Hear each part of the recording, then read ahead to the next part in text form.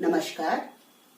किसी भी इंटरव्यू के लिए डेमो का अपना ही एक महत्व है और मैं कई टॉपिक्स पर आप लोगों को डेमो सिखा चुकी हूँ। आज का डेमो है क्लास 6 का पाठ विमानयान। आप लोगों की फरमाइश है कि प्रस्तावना बनाने में प्रॉब्लम होती है, तो सबसे पहले प्रस्तावना कैसे बनेगी विमानयान की। बनाने को तो हम किसी भी तरह से बना सकते हैं, पर मैंने जो बनाई है, हम सबसे पहले बच्चों से प्रश्न करेंगे।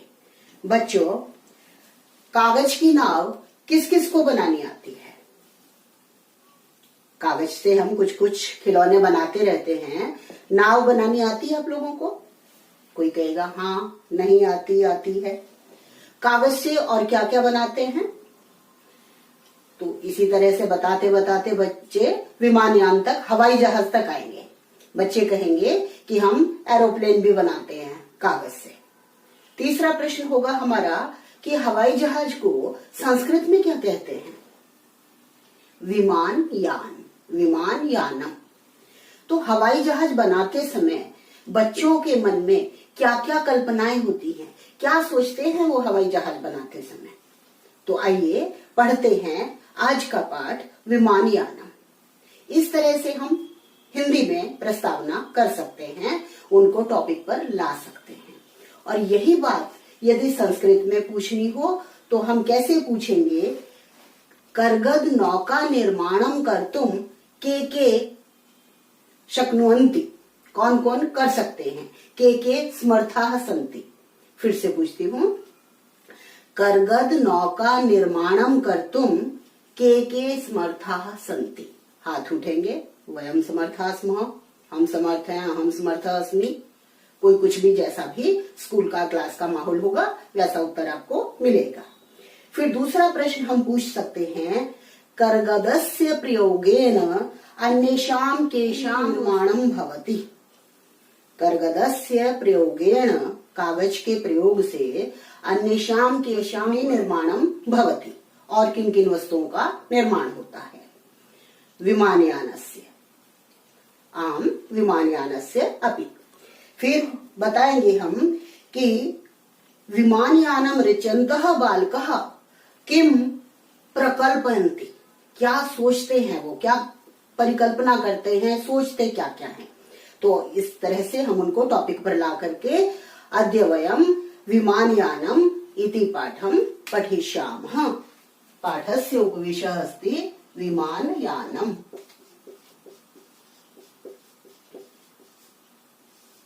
ये हमने पाठ का उपविषय लिख दिया। अब मैं वाचन करूंगी, आप मेरे साथ साथ अनुवाचन करेंगे।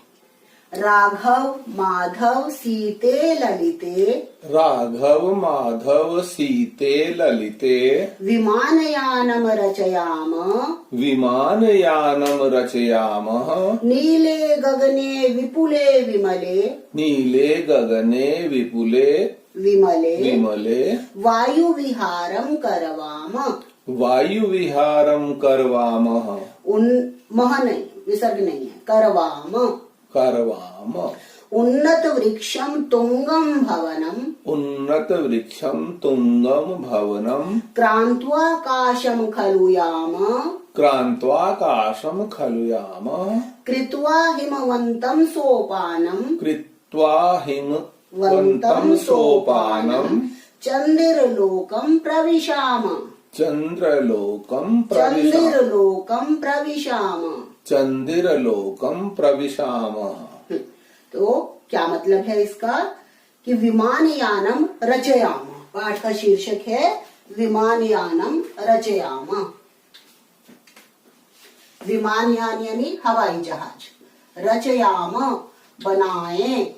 यहाँ पर ये जो रचयाम शब्द है, ये लोट लकार में है। लोट लकार अभी आप लोगों ने 6th क्लास में नहीं पढ़ा है।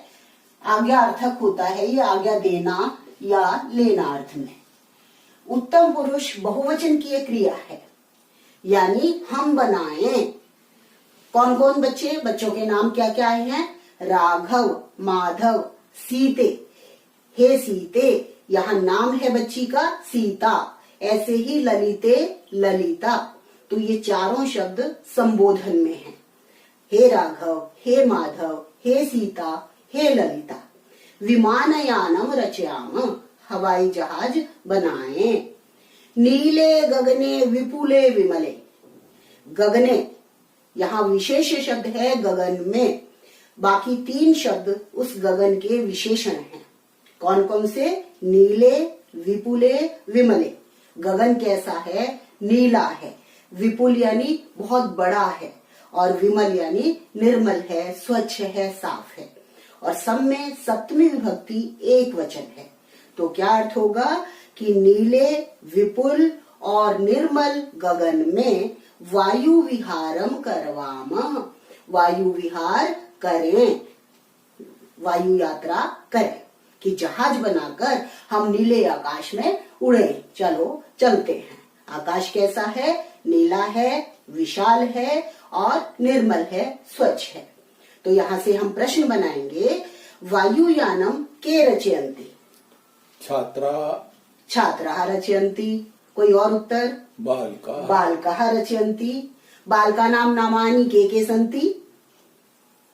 राघव, माधव, सीता, ललिता च। बालकाः किं रचयन्ति? बालकाः विमानयानम रचयन्ति। बालकाः कुत्र गन्तुम् इच्छन्ति? बालकाः गगने, आकाशे, गगने। कोई भी आप पर्यायवाची शब्द का प्रयोग कर सकते हैं। बालकाः किम कर्तुम् इच्छन्ति? वायु विहारम कर्तुम् इच्छन्ति। वायु विहारम कर्तुम् इच्छन्ति। समझ आया पहला पैराग्राफ? दूसरा, उन्नत वृक्षम तुंगम भवनम। उन्नत वृक्षम, ऊंचे वृक्ष को, तुंगम भवनम, ऊंचे भवन को। तो एक जगह ऊंचे के लिए उन्नत शब्द का प्रयोग किया है, दूसरी जगह वही ऊंचे के लिए तुंगम शब्द का प्रयोग किया है। बच्चों यहाँ ध्यान देना, ये तुंगम शब्द देखिए कैसे लिखा हुआ है, ये ऐसे। तो इसको बीच में जो ये है, ये अंग है, इसको आपको ड नहीं बोलना, तुड़गम नहीं बोलना, इसको अंग तुंगम। आप इसको यूं समझ लीजिए, ऐसे लिखा हुआ है ये तुंगम। उन्नत वृक्षम तुंगम भवनम, ऊंचे पेड़ को और ऊंचे भवन को। क्रांत्वाकाशम, क्रांत्वा प्लस आकाशम, क्रांत्वा मीन्स लांघ कर, पार करके। आकाशम खलु याम, आकाश में, याम मीन्स जाएं, चलें, या धातु। यहाँ जहां भी आपको म दिख रहा है पीछे, सब लोट लकार, उत्तम पुरुष, बहुवचन की ये क्रिया है। खलु एक निपात होता है जिसका अर्थ होता है अवश्य, अवश्य ही या निश्चय ही, कि ऊंचे ऊंचे पेड़ों को, ऊंचे ऊंचे भवनों को हम पार करके आकाश में पहुंच जाएं। कृत्वा हिमवंतम सोपानम, और जब ऊंचाई पर जाएंगे तो वहां बर्फ होगी। तो हिमवंतम बर्फ की, सोपानम यानी सीढ़ी, कृत्वा मीन्स करके, बर्फ की सीढ़ी बना करके चंदिर लोकम प्रविशामः, चंद्र लोक में हम पहुंचे। तो इतना पढ़ाने के बाद ही आप लोगों को कह दिया जाएगा कि बस इतना ही पर्याप्त है। और बीच बीच में जैसे मैंने बताया है, यदि हम ग्रामर की दृष्टि से सब कुछ बताते चलेंगे तो पैनल को मौका ही नहीं मिलेगा आपसे प्रश्न करने का। वो इतने प्रभावित हो जाएंगे आपके शिक्षण से, बस वही आपको वो अंक देने शुरू कर देंगे।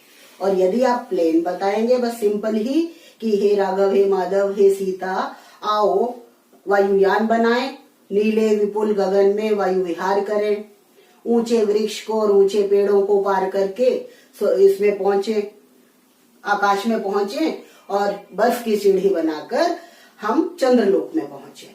इस तरह से सिंपल यदि आप अर्थ करेंगे तो आपसे प्रश्न पूछने के चांसेस बहुत ज्यादा हो जाते हैं। वो हर प्रश्न आपसे पूछेंगे, फिर उन्हें लगेगा कि जितना पूछ रहे हैं टीचर उतना ही बता पा रहा है।